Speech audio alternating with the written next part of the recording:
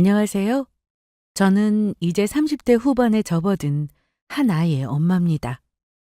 사랑이 넘치는 남편과 귀여운 두 돌 반의 아이와 함께 조용하지만 행복한 가정을 꾸려가고 있죠. 지금의 삶은 너무도 감사하고 소중하지만 사실 저는 과거에 말 못할 아픔을 가진 적이 있습니다. 바로 한 번의 결혼 실패 경험인데요. 오늘은 그 이야기를 털어놓으려고 합니다. 아마 누군가는 이 이야기를 들으며 위로나 용기를 얻을 수도 있지 않을까 하는 생각으로 조심스럽게 글을 시작해보려 합니다. 지금의 남편도 물론 제가 재혼이라는 사실을 알고 있어요. 전 남편과 전 시댁에서 저는 거의 쫓겨나다시피 이혼을 당하고 앞으로 내 인생에 결혼은 없다고 생각하며 살았습니다. 하지만 사람 앞날은 단정하고 사는 게 아닌가 봐요. 이렇게 좋은 인연을 만나 선물 같은 아이와 함께 잘 살고 있으니 말입니다. 그러다가 제가 재혼 후 아이를 낳고 나서 우연히 전 시댁 사람들을 마주한 사건이 있었습니다. 그런데 바로 그 자리에서 저는 과거 저를 내쫓다시피 한 전 시가 식구들에게 뜻밖의 통쾌한 한 방을 날리고 속이 후련해졌답니다. 이러니 사람들이 죄짓고 살라는 말을 하지 말라고 하는 건지 정말 인생은 자기가 주른 대로 돌려받는 게 맞더라고요. 어쨌든 불행했던 지난 결혼 생활에 대한 이야기를 하자면 가장 큰 이유부터 말씀드려야 할 것 같습니다. 저는 아이를 낳지 못한다는 이유로 전 남편과 헤어졌어요. 전 남편이 독자라는 건 결혼 전부터 알고 있었습니다. 손이 귀한 집안이고 시부모님들이 처음부터 아이에 대한 압박을 은근히 주셨어요.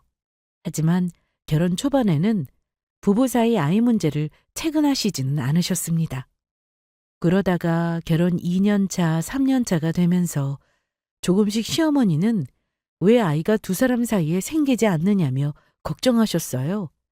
틈만 나면 아이가 잘 들어선다는 약을 지어다 주시기도 했고 심지어 아이를 가지기 좋은 날이라며 어디서 날도 받아오셨습니다. 또 온갖 이상한 비방을 듣고 오셔서 저에게 아들 낳은 집 며느리가 입은 속옷을 가져다 주며 입으라고 하기도 하셨고요. 무슨 드라마에서 본 시어머니가 딱 우리 시어머니셨죠. 아니 대체 왜 너는 남들은 잘만 들어서는 애가 이렇게 안 생기는 거니? 이제는 나도 더는 못 기다리겠다. 너희 병원이라도 가봐야 하는 거 아니니?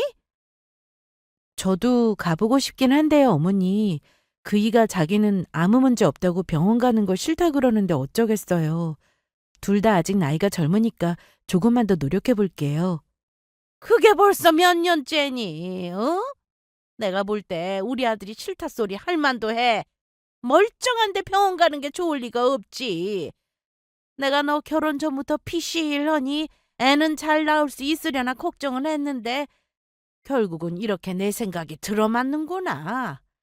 참말 말고 하루라도 빨리 병원에 가서 뭐든 해봐라. 남의 집 대 끊어놓을 생각이 아니라면. 결혼 전에는 저렇게 아픈 말을 하시는 분인 줄 결코 몰랐습니다. 하지만 제가 아이가 생기지 않자 저를 얼마나 하자 있는 며느리 취급을 하셨는지 몰라요. 문제는 남편의 태도였습니다. 남편은 처음에는 아이 갖는 문제에 시큰둥했어요. 때 되면 생기겠지 하는 시기였죠. 아무 문제 없는데 안 생길 리 없다는 자신감도 있었을 테고요. 그런데 어머니의 체근과 저의 스트레스가 합쳐지면서 중간에서 본인도 나름 짜증이 났던 것 같습니다. 어느 순간부터는 제 편이 아니라 어머니의 편에 서더니만 아이 갖는 문제로 들볶이고 싶지 않다는 말을 하더라고요. 당신 우리 엄마 때문에 스트레스 받지 말고 차라리 빨리 병원 가서 검사를 받아보는 게 어때? 물론 나는 별 문제가 없겠지만 말이야. 나도 엄마한테 더는 애 문제로 들볶이고 싶지 않아서 그래. 차라리 누구한테 문제 있다면 빨리 알아내서 치료하는 게 맞지. 그래. 근데 나도 사실 큰 문제는 없을 것 같은데 도대체 왜 애가 안 생기는지 모르겠어. 하긴 요즘은 원인 모르는 난임 부부들이 그렇게 많다고 하니까. 우리도 뭔가 문제가 있을지 모르지. 한번 가서 둘 다 검사해보는 것도 좋은 방법인 것 같긴 해. 그렇게 우리 부부는 난임 치료로 유명하다는 병원에서 각자 검사를 받았습니다. 저는 우리 둘 다 건강해서 결혼해서 바로 아이 갖는 데는 큰 문제가 없을 거라고 굳게 믿었고요. 그런데 얼마 후 병원에서 나온 결과를 들으러 갔을 때 저는 큰 충격을 받고 말았습니다. 남편과 함께 갔던 병원 진료실에서 멍하니 의사가 하는 말을 듣는데 이게 과연 진짜인가 싶을 정도로 믿기지가 않는 사실을 들었습니다. 바로 제가 자연임신이 어려운 상태라는 사실이었죠. 아내분이 임신이 어려운 상태입니다. 불임 판정이 나왔습니다. 추가로 치료를 해볼 수도 있지만 아무래도 자연임신 가능성은 낮습니다. 네? 제가 불임이라고요? 그럴 리가 없어요, 선생님. 이제까지 부인과 건강검진 하면서 그런 얘기는 한 번도 들어본 적 없단 말이에요. 혹시 검사가 잘못된 건 아닌가요? 검사가 잘못될 가능성은 거의 없다고 보시면 됩니다. 아주 방법이 없는 건 아니에요. 인공수정이든 시험관이든 되는 대로 한번 해봅시다. 대신 두 사람 협조가 꼭 필요한 일이기도 하고 비용과 기간이 꽤나 걸리는 일이니 단단히 각오는 하셔야 할 겁니다. 저는 검사 결과를 믿을 수가 없었습니다. 제가 아이를 가지기 힘든 몸이라니요. 살면서 한 번도 생각지도 않았고 그동안 직장에서 건강검진을 하면서도 들어본 적 없는 말이었습니다. 하지만 의사 선생님은 안타까운 표정으로 자연임신이 어려운 상태고 난임이 아닌 불임에 가까운 상태라는 말만 반복하셨습니다. 그 말을 듣는 순간 눈앞이 깜깜해졌고 모든 게 무너지는 기분이었습니다. 의사의 말이 떨어지자 남편은 한숨을 내쉬었어요. 남편 표정은 실망 그 자체였습니다. 저는 그래도 방법을 찾아보자는 남편의 말을 기대했지만 남편은 차갑게 굳은 표정으로 아무 말도 하지 않더군요. 집으로 돌아오는 길 남편은 충격으로 할 말을 잃은 저에게 먼저 말을 꺼냈습니다. 우리 집안엔 이런 일 없었어. 며느리가 불임이라니. 이걸 어째. 거봐. 나는 문제 없다고 했잖아. 그나저나 엄마가 아시면 꽤나 충격이실 텐데 엄마한테 뭐라고 하지? 저는 남편의 말에 실망을 금치 못했습니다.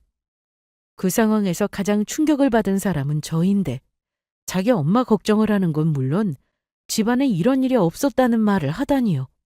분한 마음에 따져 물었습니다. 당신은 지금 그게 나한테 할 말이야?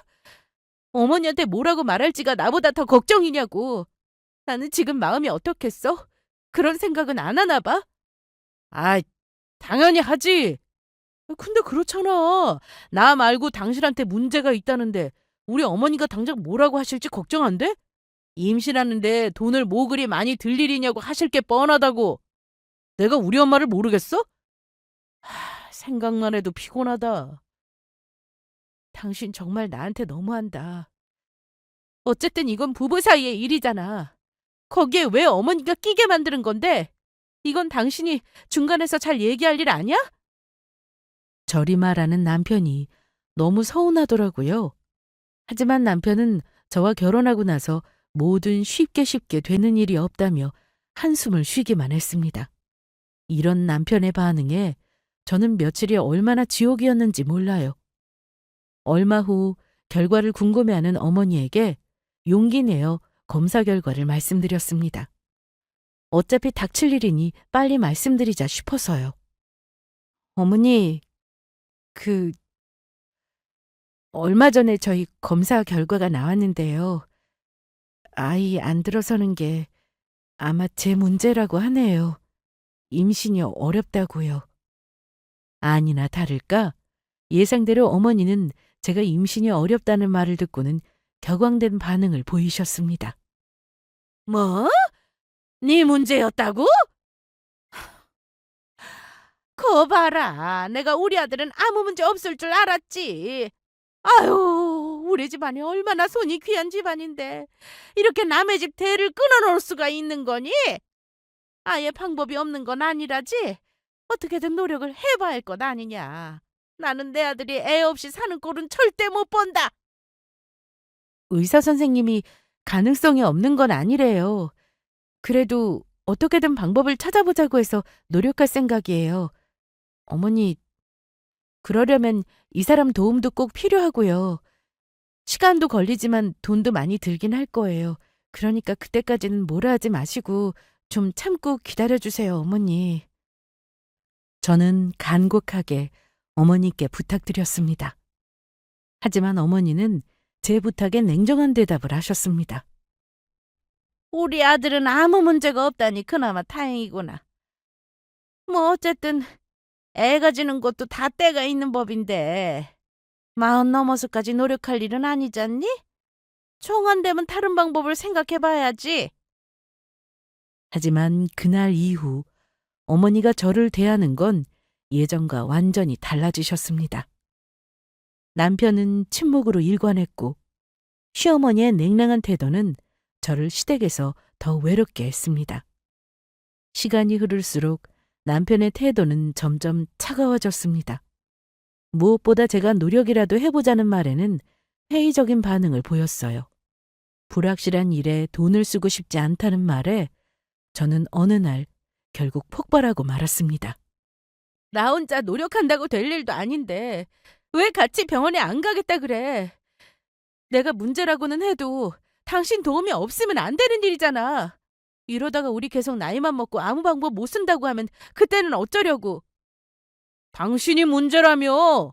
그럼 당신이 알아서 몸 만들고 병원도 다니면 될 일이지. 왜 나한테 자꾸 화살을 돌리는 거야? 나도 바쁜 회사 일 쪽에 시간 내는 일이 뭐 쉽겠냐고. 에이, 남들은 돈 안 들이고 하는 일을 나는 왜 이렇게 해야 하는 거야? 정말 지친다. 다른 큰 병원에 가서 다시 검사도 받아보고 해도 모자랄 판에 이런 식으로 나오면 나는 앞으로 당신이랑 어찌 살아? 저는 울먹거리며 남편에게 말했습니다. 하지만 돌아오는 남편의 대답은 차가웠습니다. 됐어. 나한테는 아무 문제도 없다는데 내가 왜 이런 스트레스를 받아야 해? 우리가 돈이 많은 것도 아니고 난 그런 데다가 돈 쓰기 싫어. 그날 이후 남편과 나는 더 이상 눈을 마주치지 않았습니다. 대화는 거의 단절되다시피 했고 그의 말투는 늘 차가웠죠. 내가 어떻게든 문제를 해결하려고 애써도 남편은 내 노력 따윈 안중에도 없는 듯 했습니다. 시어머니의 태도는 더욱 노골적으로 변했어요. 우리 아들이 얼마나 완벽한데 네가 왜 팔목을 잡는 거니? 다른 며느리 같았으면 벌써 손주를 봤을 텐데. 아유, 내 팔자야. 왜 우리 집안에 너같이 애도 못 낳는 며느리가 들어와서 불화를 만들어? 어쩔 거니? 대체 어쩔 생각이야? 어디 남의 집 태를 끊어놓을 며느리가 들어와서 이런 사달을 내? 시어머니 말은 제 자존심을 그야말로 뭉개는 말이었습니다. 솔직히 이 집안에서 과연 내가 며느리라는 이름으로 있을 필요가 있을까 하는 생각이 들더라고요. 부부 사이의 거리는 점점 벌어졌고 날카로운 말들이 우리의 일상이 되었습니다.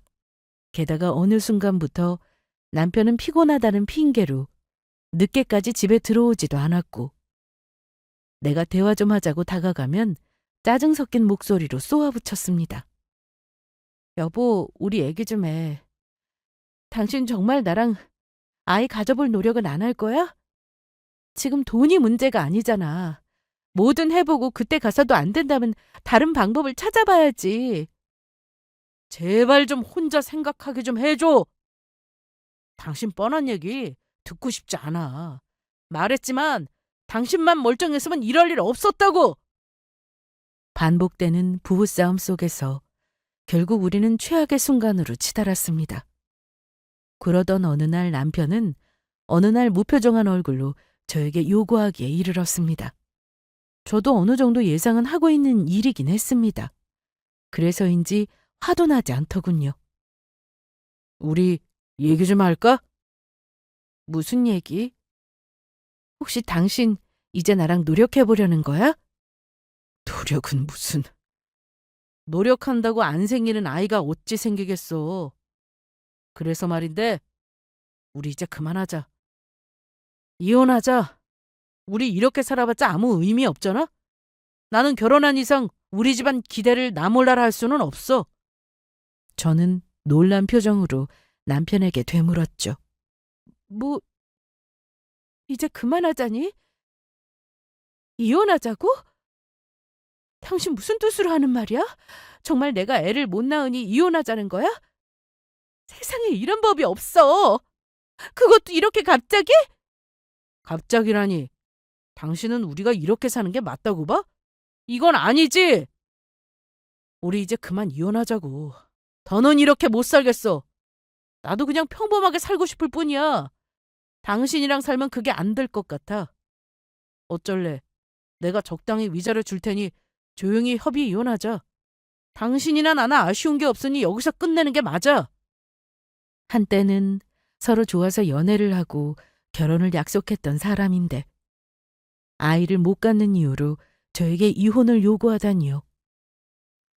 눈물이 차오르는 것을 애써 참으며 한 번 더 물었습니다.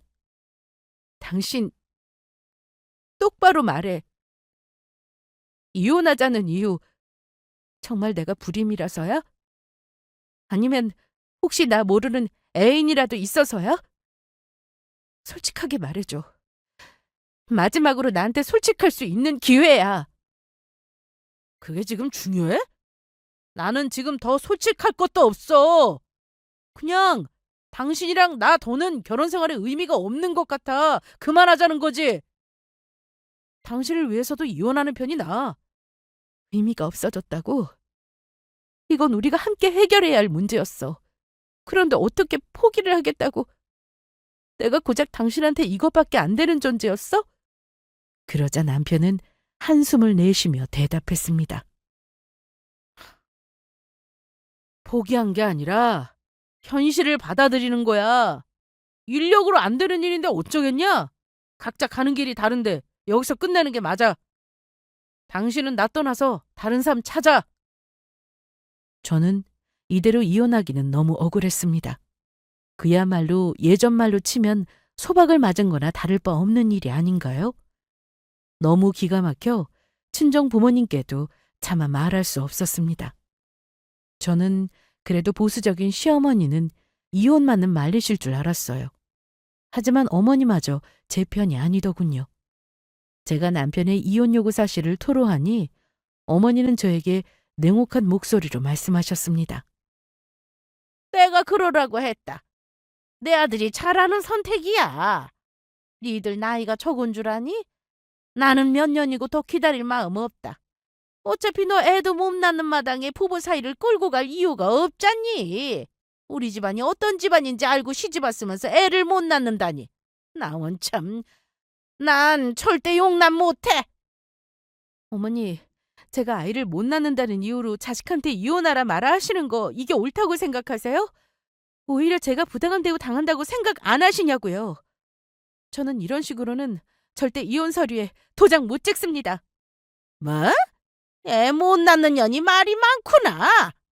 너한테는 이 결혼 사치라는 거 몰라? 차라리 지금 한 살이라도 젊을 때 둘이 끝내고 새 출발하는 편이 서로를 위한 나은 길이야. 내 말대로 해라. 뭐 요즘은 딩크니 뭐니 아이 없이 사는 부부도 많다지 않든 그런 남자를 찾아서 재혼하는 것도 방법은 방법이지. 저는 어머니 말에 부들거리면서도 치밀어 오르는 화를 참았습니다.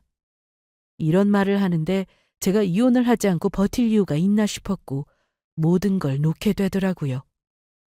저는 가정을 지키고 싶었지만 무슨 의미가 있나 싶어 시어머니와 남편이 원하는 대로 해주기로 마음먹었습니다. 하지만 두 사람에게 꼭 한마디는 해주고 싶었어요. 저한테 이런 대우하신 거 나중에 분명 어떤 식으로든 돌려받으실 거예요. 세상 이치가 그런 법이거든요. 어디 한번 누가 더 잘 사나 두고 보시죠. 후회할 사람이 누군지 시간이 지나면 알게 되겠죠. 그러자 시어머니는 비웃으며 말씀하셨습니다. 후회는 무슨? 나는 절대 틀린 적이 없는 사람이야. 내 아들 이혼 안 시키면 그걸 후회하겠지. 얼마 후 저는 짐을 싸서 신혼집을 나왔습니다. 결혼 반지를 손에 쥐고 멍하니 바라보는데 참 허무하더라고요. 남편은 이혼 서류에 도장을 찍고 나서는 아예 집에 들어오지도 않았습니다. 우리는 신혼집을 팔기로 하고 서로 보탰던 돈은 나눠 갖기로 협의했어요. 시어머니는 팔짱을 켠 채 저에게 이런 말을 하셨습니다. 이제 네 갈 길 가라. 우리 아들과 인연은 여기까지라고 좋게 생각하렴. 그 어머니나 그이나 잔인하네요. 네, 저 좋게 생각하려고요. 이 집안이 이렇게 경우 없는 집안인 줄 정말 몰랐거든요. 오히려 제가 탈출하는 거라 생각할게요.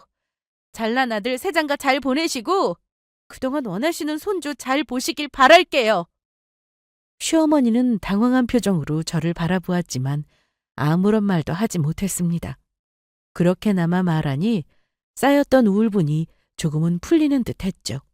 저는 그 말을 끝으로 뒤돌아섰고 다시는 돌아보지 않았습니다. 저는 그렇게 전 남편과 이혼했어요. 마지막으로 돌아봤던 저의 결혼 생활이 담긴 집이 시댁과 남편의 냉대에 결국 이혼을 선택했지만 저는 인생을 내려놓을 정도로 슬퍼하지 않기로 마음먹었습니다. 이혼 과정이 결코 심플하지는 않았습니다. 모든 사실을 안 친정에서도 난리가 났었고요. 하지만 그 과정은 다들 짐작하실 테니 세상에 깔끔한 이혼은 없다는 말로 가름하고 넘어가려고 합니다. 황당한 건 이혼 후 얼마 안 가 전 남편이 재혼했다는 소식이 들리더라고요. 그것도 몇 달 되지도 않아서요. 소식을 전하던 지인도 참 어처구니 없어하며 얘기했습니다. 너 혹시 들었어? 뭘 말이야? 친구는 주저하면서 말을 이어갔습니다. 저기, 글쎄 말이야. 지은이 너 혹시 소식 들었니? 네 전 남편 벌써 재혼했다더라. 뭐? 참, 이혼한 지 몇 달 만에 재혼이라니. 그게 정말이야? 그게 말이야. 나도 듣고 어이없더라. 재혼이면 주변 사람 모르게 쥐들끼리 조용히 하든가 글쎄 청첩장까지 돌렸다더라. 그게 뭔 짓이라니? 전 남편 재혼 소식을 듣는 순간 머릿속이 복잡해졌습니다. 끝난 관계라지만 불편한 소식인 건 맞죠. 이미 끝난 사이임에도 기분은 더럽더라고요. 혹시 이 인간은 저와 이혼을 요구할 때부터 여자가 있었던 게 아닌가 싶기도 했고요. 그럼 혹시 이혼 요구할 때부터 다른 여자가 있었던 거 아닐까? 어떻게 이렇게 빨리 재혼을 해? 나도 그런 생각 들더라. 뭐라 해야 할지 모르겠는데 주변 사람들도 다 어이없어해.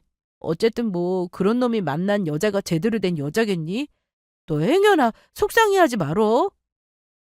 하지만 저는 전 남편 재혼 소식이 남긴 찝찝한 감정을 털어내기로 마음을 다잡았습니다. 그 사람이 어찌 살든 이혼한 마당에 이제는 저와 상관없는 일이니까요. 그렇게 전 남편의 재혼 소식은 흘려보내듯 들었습니다. 그리고 3년간의 결혼 생활을 정리하고 한동안은 저도 직장 생활에 집중하고 저를 아끼는 시간을 보냈어요. 건강하지 않았던 몸부터 신경 썼습니다. 너무 말랐던 몸은 운동을 하니 체중도 불어났고 계절마다 앓던 잔병도 줄어들더라고요.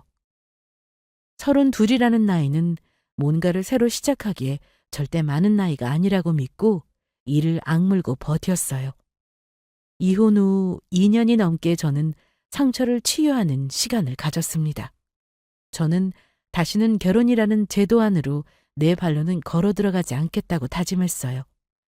하지만 말씀드렸듯 사람 팔자는 내 맘대로 되는 게 아니더라고요. 정말 신기하게도 제가 이혼 전보다 건강해지고 좋은 사람이 되려고 노력하니 예전 남편과는 비교도 할 수 없을 정도로 좋은 사람을 만나게 되었습니다. 이혼 후 상처를 치유하고 싶어 독서 모임에 나가기 시작했죠. 그곳에서 지금의 남편을 처음 만났습니다. 그 사람은 모임에서 활발하고 다정한 사람이었어요. 하지만 내게 적극적으로 관심을 표현하기 시작했을 때 문득 제 과거로 인해 그 사람을 대하기가 무척이나 조심스러웠습니다. 혹시 다음 주말에 시간 괜찮으시면 저랑 같이 산책 어때요? 고맙지만 저는 아직 누굴 만나기가 어려워서요. 아, 긴 시간 빼앗길 일 없을 거예요.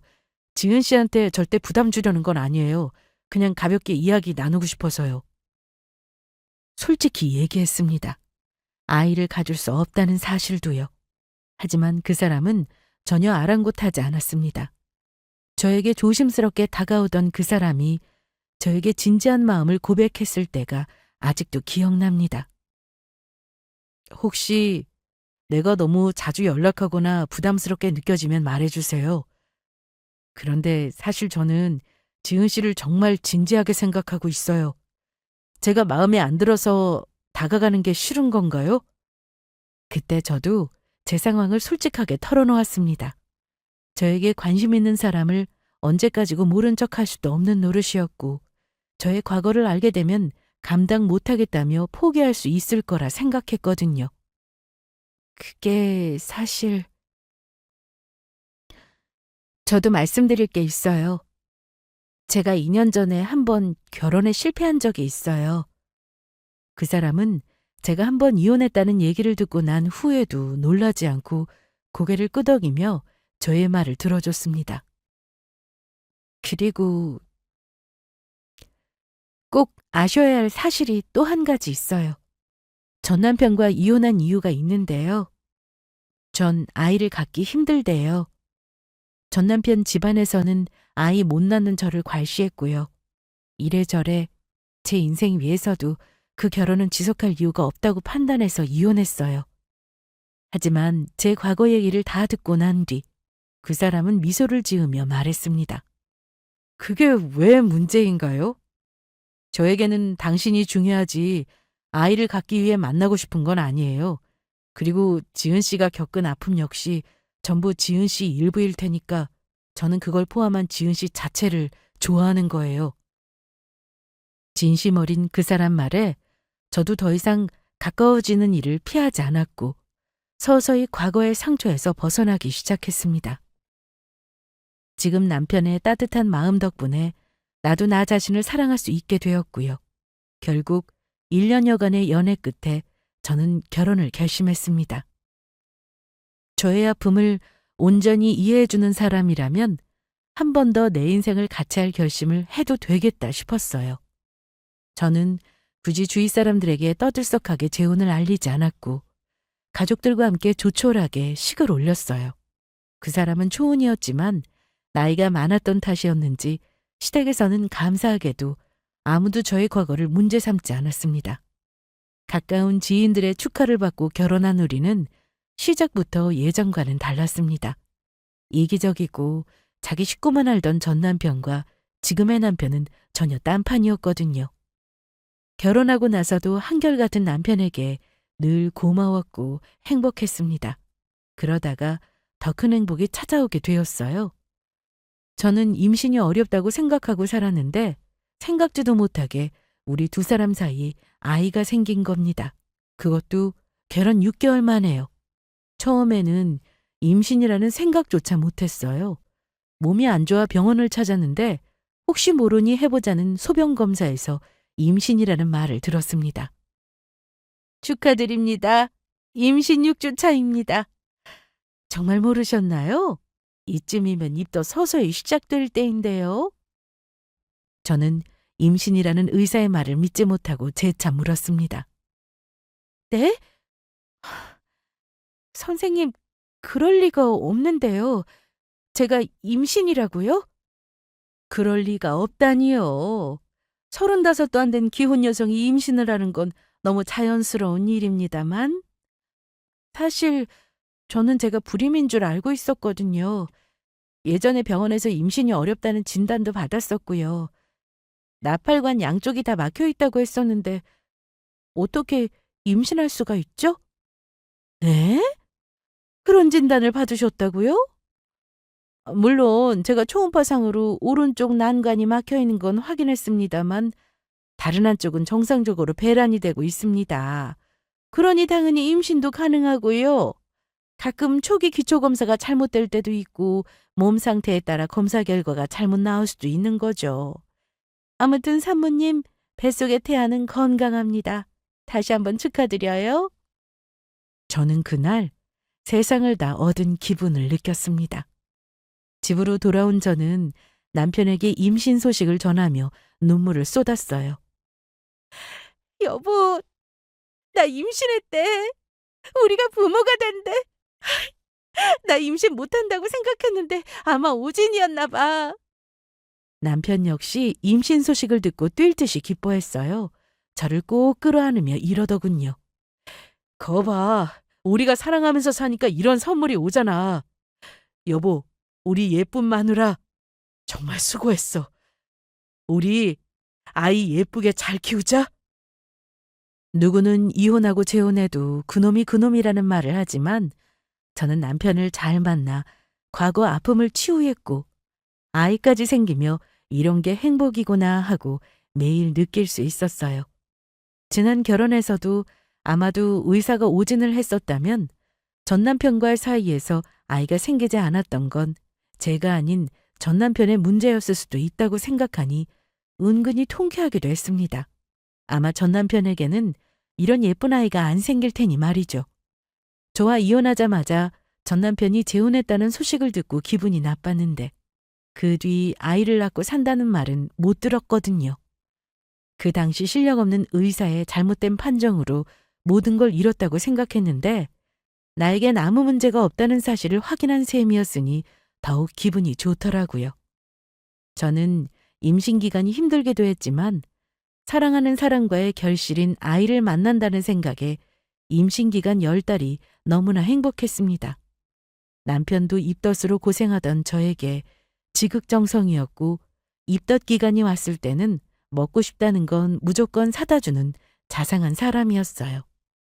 시간이 흘러 어느덧 산달이 다가왔고 드디어 무사히 우리 부부의 아기를 만날 수 있었습니다. 초산이라 걱정했지만 아기는 엄마를 고생시키고 싶지 않았는지 제법 수월하게 세상에 나왔어요. 그때 감동은 이루 말할 수가 없습니다. 평생 없을 줄만 알았던 아이가 저에게 오다니요. 아기 얼굴을 들여다볼 때마다 이게 꿈인지 현실인지 믿기지 않을 정도로 행복했죠. 저는 남편이 고르고 골라 예약해준 산후조리원에서 인생에서 둘도 없을 행복한 시간을 보내고 있었습니다. 적어도 뜻밖의 인물들을 마주치기 전까지는 말입니다. 조리원에서 머물던 어느 날이었습니다. 수유실에서 아기에게 수유를 하고 거실에서 다른 산모들과 얘기를 할까 하고 두리번거리고 있는데 가슴이 덜컥 내려앉을 정도로 다시는 만나기 싫은 사람의 얼굴이 보이더라고요. 바로 이혼한 전 남편의 어머니였습니다. 황당하게도 조리원에서 웬 아기를 안고 있더라고요. 시어머니의 아이일 리는 없었으니 보자마자 알겠더라고요. 바로 이혼한 전 남편이 재혼하고 얻은 아이구나 하고 말이죠. 놀란 표정을 지은 건 저뿐만이 아니었습니다. 예전 시어머니도 저를 보고는 마치 귀신이라도 본 양 놀란 얼굴을 하더군요. 저는 모른 척 지나가고 싶었습니다만 그분은 저를 지나치지 않고 한마디를 건네더라고요. 마치 여기 있으면 안 될 사람이 왜 있냐는 말투였습니다. 너 여기서 뭐 하는 거니? 네가 여기를 여긴 왜 있는 거야? 네? 산후조리원에 뭘 하긴요. 보다시피 산후조리 중이에요. 저도 재혼해서 며칠 전에 아이 낳았거든요. 축하한단 말 할 거 아니면 그냥 지나가시죠. 피차 안 반가운 사이잖아요. 그러자 전 시모는 얼굴이 굳어지더라고요. 뭐? 네가 애를 낳아? 최우는 용케 했는가 본데 불임이라더니 네가 어찌 애를 낳았단 말이니? 어이가 없구나. 나는 보다시피 이렇게 손주를 얻었다만. 저리 말하면서 저에게서 눈을 떼지 못하는 전 시어머니에게 저는 담담하게 대답했습니다. 아, 그러시구나. 근데요, 하나 말씀드리자면 제가 사실 불임이 아니었다고 하더라고요. 의사가 잘못 진단했던 것 같은데 지금 아이 낳은 거 보면 아시겠지만 저한테는 아무 문제 없었어요. 아마 어머니 잘나신 아드님한테 문제가 있었나 보죠. 근데 신기하네요. 저랑은 죽어도 안 생기던 아이가 재혼해서는 용케 생기다니요? 저의 말을 들은 전 시어머니는 당혹스러운 표정을 지었습니다. 그러더니 안고 있던 전 남편의 아이를 내려다보며 뭔가를 곰곰이 생각하는 듯 보였죠.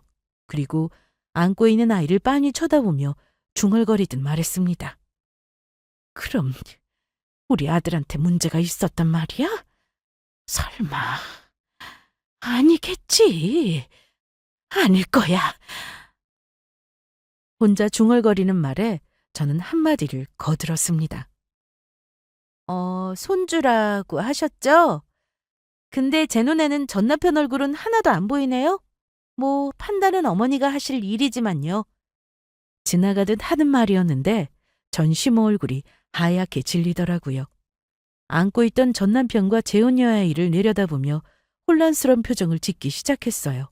하지만 어딘가 달라 보였는지 당황한 표정을 감추지 못하더군요.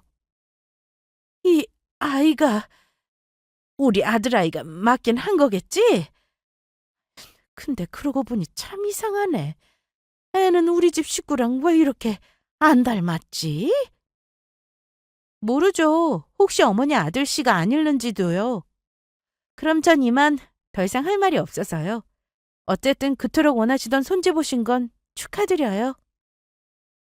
가볍게 툭 던진 제 말을 들은 전 시모는 어쩐지 초조해 보였습니다. 저는 더 이상 전 시어머니와 할 말이 없었으니 방으로 돌아왔죠. 그런데 얼마 후 저는 산후조리원에 고성이 울려 퍼지는 소리를 듣고 깜짝 놀라 뛰쳐나왔습니다. 소리를 따라가 보니 전 시어머니와 전 남편의 재혼녀가 서로 머리채를 잡고 싸우고 있었습니다. 저도 깜짝 놀랐습니다. 예상치 못한 광경이었으니까요.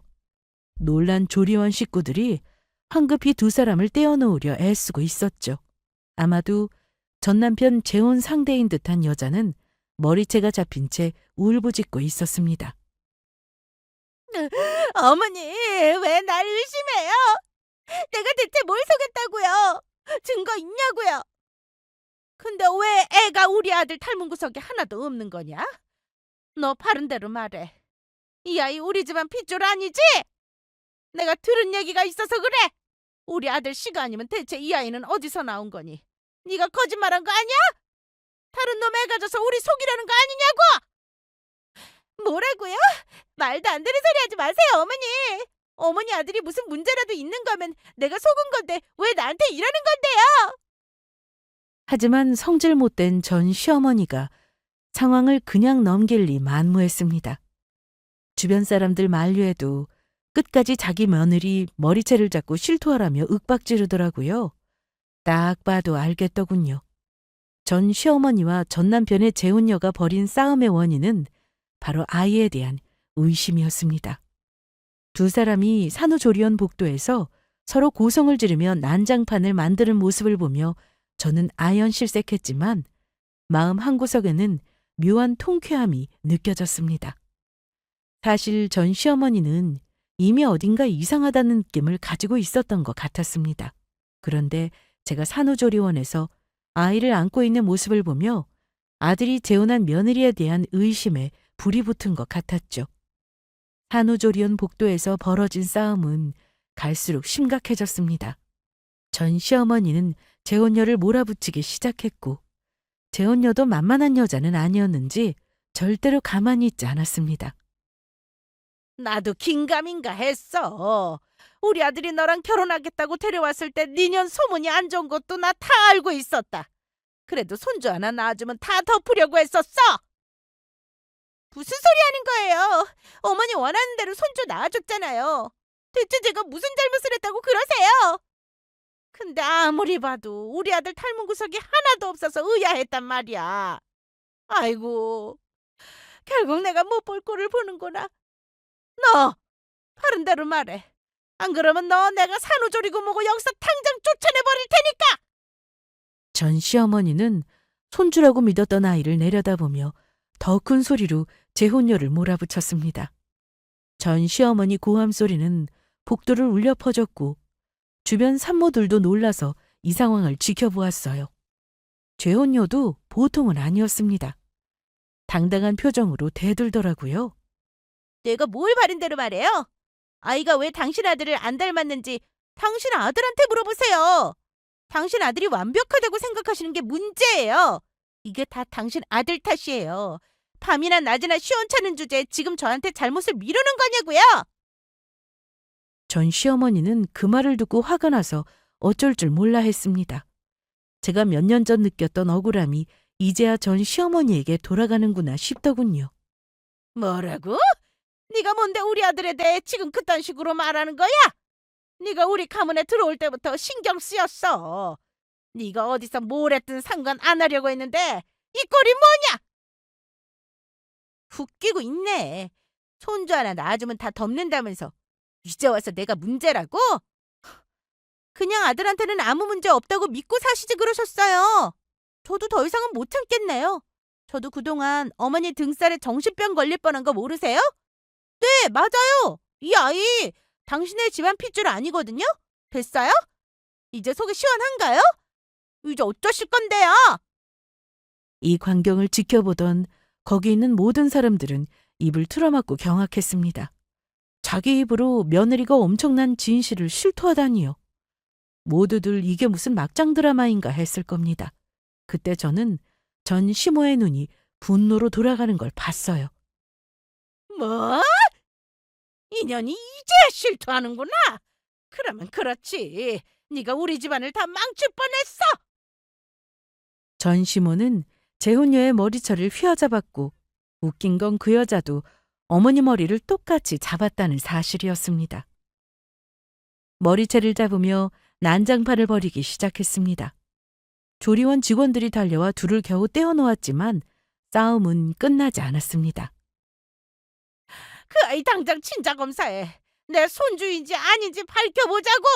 내가 이걸 그냥 넘어갈 줄 알아? 절대 못 참아. 마음대로 하세요. 저도 이름의 집구석 짜증나서 며느리 노릇하기 싫다고요. 내가 뭐 아쉬울 게 있는 줄 아세요? 그 광경을 보고 있자니 복잡했던 마음이 서서히 풀리면서 속이 다 시원했습니다. 결국 전 시댁은 그 일로 크게 망신을 당했습니다. 주변 사람들에게도 소문이 퍼졌고 그날 이후 전 시모와 전 남편은 아예 조리원에 나오지도 않았어요. 그리고 며칠 후 전 남편과 재혼했다는 여자도 퇴소했다는 소식을 들었습니다. 건너 친구를 통해 들은 사실은 역시나 충격적이었습니다. 예상대로 그 아이는 전 남편의 친자가 아니었다고 합니다. DNA 검사 결과가 나오자 전 시어머니는 그 충격을 이기지 못하고 결국 쓰러졌다고 하더군요. 재혼녀는 물론 그 아이를 데리고 사라졌고요. 그런데 그냥 사라진 게 아니라 임신 기간 중 넘겨받은 전 남편의 돈과 재산 일부를 다 들고 사라졌다고 하네요. 그날 이후 전 시댁은 며느리 하나로 인해 거의 망했다고 들었습니다. 물론 모두 전 시어머니와 전 남편의 오만함이 낳은 결과라고 생각해요. 그 소식을 전해주던 친구는 믿을 수 없다는 듯 말했습니다. 어쩜 이런 일이 다 있니? 너 불임이라며 내쫓고 손주 타령만 하던 사람들이 결국 이런 꼴을 당하네. 이게 벌 받은 거지 뭐. 너도 이제 속 시원히 갚아줬다 생각해. 내가 속이 다 시원하다 얘. 내가 뭘 한 건 없지만 그냥 진실이 드러난 것뿐이지. 하지만 그 말을 하면서도 제 마음 한구석은 확실히 후련했습니다. 전 남편과 시모가 제게 했던 잔인한 말과 행동들, 그 모든 억울함이 시간이 흘러 이렇게 돌아온 걸 보니 이게 바로 세상사가 돌아가는 방식인가 싶었죠. 그날 조리원을 떠나며 저는 제 아이를 꼭 안고 속으로 다짐했어요. 나는 이제 내 행복만을 위해 살겠다고요. 저는 굳이 지금의 남편에게 조리원에서의 이 소동은 얘기하지 않았습니다. 그 이후로 전 시댁의 소식은 들려오지 않았습니다. 아마도 이제 저는 전 남편과는 완전히 다른 삶을 살고 있다고 확신하고 있습니다. 지금의 다정한 남편과 함께 새롭게 꾸린 가정에서 사랑스러운 아이를 키우며 매일 감사한 마음으로 살아가고 있으니까요. 시간이 흐르니 이렇게 저의 이야기도 누군가에게 담담히 털어놓을 수 있게 되었네요. 구독자 여러분께 마지막으로 하고 싶은 말은요. 저처럼 억울한 일을 당하더라도 절대 포기하지 말라는 겁니다. 진실은 언제나 드러나게 마련이니까요. 그날 산후조리원에서 벌어진 사건 이후 전 시댁의 이야기는 더 이상 제게 중요하지 않았습니다. 전 남편의 재혼이 깨졌다는 소식도, 전 시어머니가 망신을 당했다는 소문도 그저 먼 이야기처럼 들릴 뿐이었어요. 지금의 남편과 내 아이와 함께 웃으며 살아가는 하루하루는 예전의 상처를 완전히 치유해 주었죠. 제 아이는 건강하게 자라고 있었고 우리 가족은 너무 행복하답니다. 과거는 과거일 뿐입니다. 이제 저는 전 남편이나 전 시어머니에게 어떤 원망도 미련도 없습니다. 물론 저의 과거의 일들이 완전히 지워질 수는 없겠지만 이 일로 크게 깨달은 바가 있었어요. 내가 행복하게 사는 것이야말로 나에게 상처 준 사람들에게 할 수 있는 가장 통쾌한 복수이자 나 자신에게 주는 최고의 승리라는 걸요. 지금의 저에게는 과거가 아닌 현재와 미래가 가장 중요하거든요. 저를 이해하고 사랑해주는 가족과 함께 매일을 감사하게 살아가는 것. 그것이 제가 선택한 길이고 제가 앞으로도 걸어갈 길이 아닐까요? 여러분, 혹시 지금 억울하고 고통스러운 상황에 놓여 있다면 저처럼 절대 자신을 포기하지 마세요. 시간이 지나고 보면 그 모든 고난은 결국 당신을 더 강하고 빛나는 사람으로 만들어줄 거라고 확신합니다. 그리고 언젠가는 저처럼 웃으면서 말할 날이 꼭 올 거라고 말씀드리고 싶어요. 그럼 저의 사연은 여기까지 하겠습니다. 끝까지 들어주신 여러분, 감사합니다.